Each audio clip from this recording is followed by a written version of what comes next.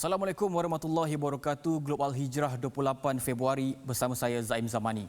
3 tahun tragedi pembunuhan kolumnis Washington Post Jamal Khashoggi.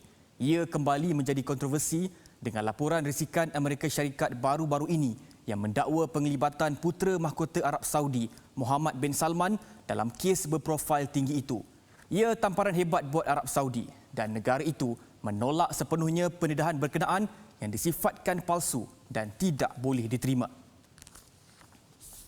Memetik Reuters, laporan tersebut pada Jumaat menyebut pembunuhan Khashoggi pada 2018 telah diarahkan oleh putera mahkota Arab Saudi, putera Muhammad Salman. Dalam erti kata lain, meluluskan jenayah terancang itu. Namun, ia dinafikan sekerasnya putera Muhammad. Malah kenyataan Menteri Luar Arab Saudi bertegas bahawa rumusan dan maklumat yang dibuat risikan Amerika Syarikat didakwa tidak tepat. Jelas Arab Saudi, perkara itu mustahil kerana Arab Saudi sendiri mengecam pembunuhan Khashoggi yang bertentangan dengan undang-undang dan nilai-nilai Arab Saudi. Malah mereka sependapat bahawa pembunuhan Khashoggi dilakukan sekumpulan individu yang telah melangkaui semua peraturan.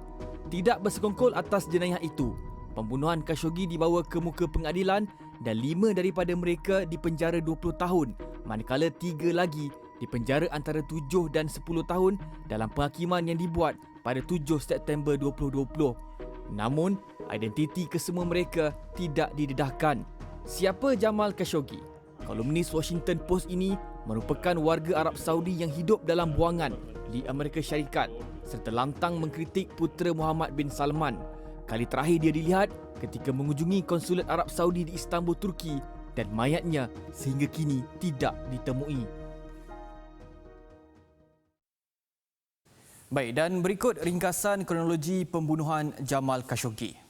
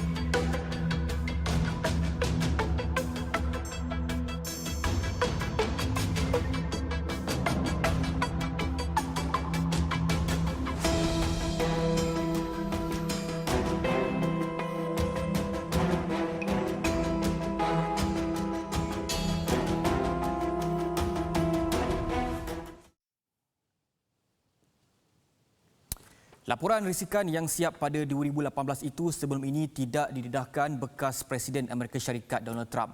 Namun menerusi pentadbiran baharu Joe Biden, pendedahan itu dibuat sebagai memenuhi janji-janji kempennya untuk menilai semula hubungan AS dengan Arab Saudi, khususnya melibatkan isu hak asasi manusia di samping kes pembunuhan Khashoggi yang menimbulkan ketidakpuasan hati Biden.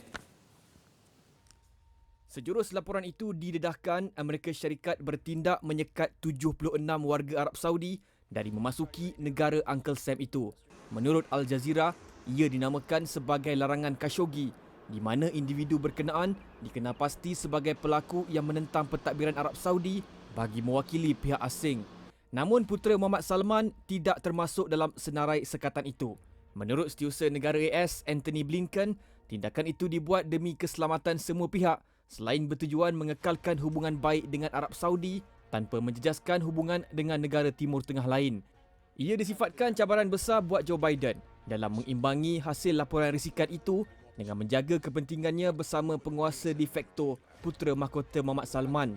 Bagaimanapun, sehari sebelum laporan berkenaan dikeluarkan, Joe Biden telah menghubungi Raja Salman dan memberi jaminan untuk menjaga hubungan dua hala dengan sebaik mungkin dan telus.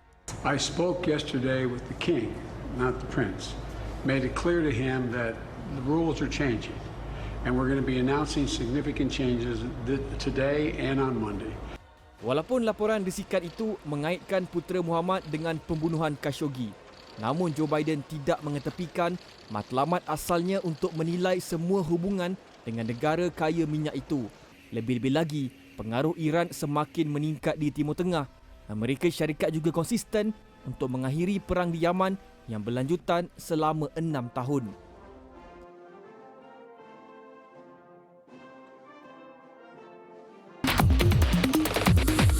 Rasuah pengangguran dan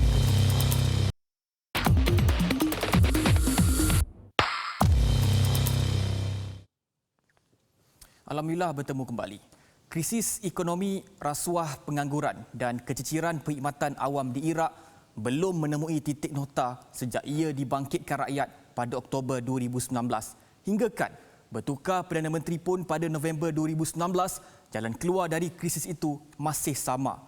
Bagi rakyat, demonstrasi di jalanan hanya satu-satunya cara untuk pimpinan tertinggi bertindak. Situasi yang berlanjutan lebih setahun kembali memuncak dengan siri demonstrasi di wilayah Zika dan Najaf sejak 6 hari berturut-turut. Isunya tetap sama, iaitu perkhidmatan awam yang semakin lemah. Rakyat mendesak Perdana Menteri Mustafa Al-Kadhimi membentuk sebuah kerajaan yang kompeten selain meminta pegawai kerajaan Nazim Al-Waili untuk meletak jawatan.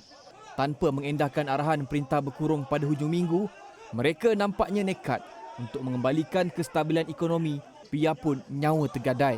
اليوم الناصرية تقمع من قبل الحكومة حقيقة نتيجة لطلب المتظاهرين وأبناء محافظة ذقار عموما من المتظاهرين وأبناء العامة بعزل القاضي ناظم الوائلي محافظ ذقار بحسب تهم الفساد التي أشاعها الكثير من النواب. Bank Dunia pada tahun lalu memberi amaran kadar kemiskinan Iraq mungkin meningkat 2 kali ganda kepada 40%. Begitu juga pengangguran yang dijangka terus meningkat pada kadar lebih 36%.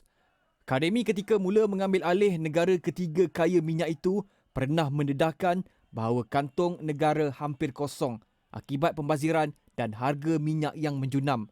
Dan pada Disember 2020, Bank Pusat Iraq telah menurunkan nilai mata wang negara berbanding dolar AS kepada hampir 20%, di mana dolar akan dijual kepada orang ramai dengan harga 1,470 dinar.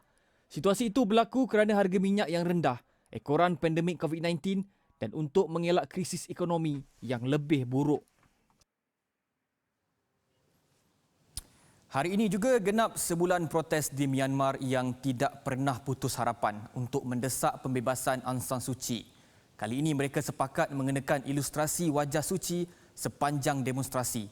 Paparannya menutup Global Hijrah malam ini. Saya Zaim Zamani. Assalamualaikum warahmatullahi wabarakatuh.